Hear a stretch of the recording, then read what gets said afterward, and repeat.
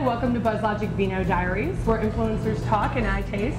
I'm your host, Valerie Combs, and we're here at District Wine Bar in San Francisco. And I'm very pleased to welcome our guest, Pete Cashmore, the CEO and founder of Mashable. Welcome, Pete. Thank you. You may also know him as the Brad Pitt of the blogosphere, but more on that later. We are drinking today a Paragon de Blanc. Actually, I'm not sure if I said that right. It's not a champagne, kind of similar though in taste and overall texture. So why don't we give it a try? What do you think? Is it good? Definitely a citrusy tang. Toasty. We should use social networking metaphors. That's what we should do. Wow. We're like, this tastes like. It tastes like Mark Zuckerberg's refrigerator. That's what it tastes like to me. It's filled with optimism and hope for the future, but it's also well connected. It is well connected. Slimy. The social graph around it is robust. It is.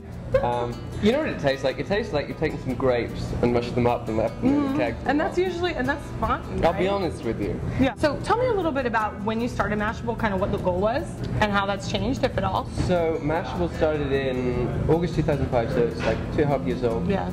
I just started it from Scotland, and I was trying to get into the web space, trying to create a startup. There's not really much information out there about startups. How do I find out what's going on? Right. It's really, really hard. I was doing 20-hour days, probably 5 to 10 posts a day, just on my own. There was no money in it then. And then there started being money. We started getting advertisers on board. When did that shift happen? Do you remember? Kind of 2007, I think. And that was employee number 1 we brought on. Kind of end of 2006 was Kristen Nicole. So what's the differentiator then? What is the unique viewpoint of Mashable compared to something like a TechCrunch, for example? I've heard of that blog. Yeah, I figured. Didn't you get kicked out of a party? A TechCrunch party? I may have done, actually. Yeah. From something like a TechCrunch or a Gigarome or I should name check them all. VentureBeat, Read Write Web, check them out, paidcontent.org. They are all really good and they all focus on their unique niches, or niches as we say. And I think what differentiates Mashable, one thing is community. So we actually have a community on the site, and in the next version of the site, it's even more kind of blended into the content, where it's a lot more interactive, it's a lot more engaging. So we have a community, and no one else yet has a social network on their site. Right. But also, we're really, really heavy on social media. We're more mainstream. We're talking to the user. And we're kind of more gender balanced. We have a larger female demographic than anyone else, as far as I'm aware. Interesting. Just because we go mainstream, we reach out and we speak to the user. We're kind of consumer facing. You know, you could anyone who's kind of even peripheral in the tech sphere can get into kind of high technology via Mashable. So with how it's taken off in the last year, let's say, I mean, do you miss sort of having that role of being, blogging multiple times a day? Do you still do a lot of blogging? Or I don't too much. It's frantic right now. It's hectic. It's I just moved in San Francisco April 1st, and it's just been an insane few weeks. It's just my role has changed very much. I'm the CEO. I'm having to hire people here. I'm having to run the company, manage so many people. Right. And as your company grows and grows and grows, we've got 12 full-time now, I think, 10 part-time. We've got 20 people to manage, and it's just the insanity of that. When you scale, I just don't have time to get involved. And editorial is moves so fast. It's if you're not in editorial all day, you can't keep up. So I can read it. By the time I've got my head together and figured out an issue and written about it, it's packed. The editorial team is so fast and so on it. Do you notice that it seems like then the inevitable success of a young blogging enterprise that's creating great content, people are reading it, is to actually become like a mainstream media company? Of course. Yeah. So is that the end game, do you think, for any successful blogger? Sure. We've got a chief editor, and we've got we've got sub-editors. We've got the whole hierarchy of a traditional media company. It's like a magazine. And then we've got business development people, ad sales. It just works like a magazine. And it's interesting that blogs basically turn into magazines. Do you think that there's any risk of losing sort of that individual voice that a blogger often has when they're not necessarily part of a bigger media company? Or do you think that that's not going to be an issue? I think that's the challenge, but I think we hire people who are like us, who we get a good sense from, and we also, someone signs up, we train them up. We're not into kind of attacking individual startups too much. We're not into going way, way, way too negative unless it's deserved. So, we I got a squeaky chair, honest. He's lying. It is a squeaky chair. See? Yeah.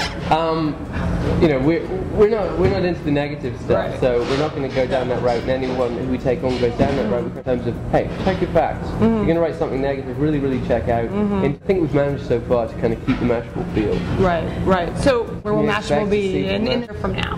Oh, geez, I don't know if I can talk into that, but multimedia, obviously, way more community, way more engagement.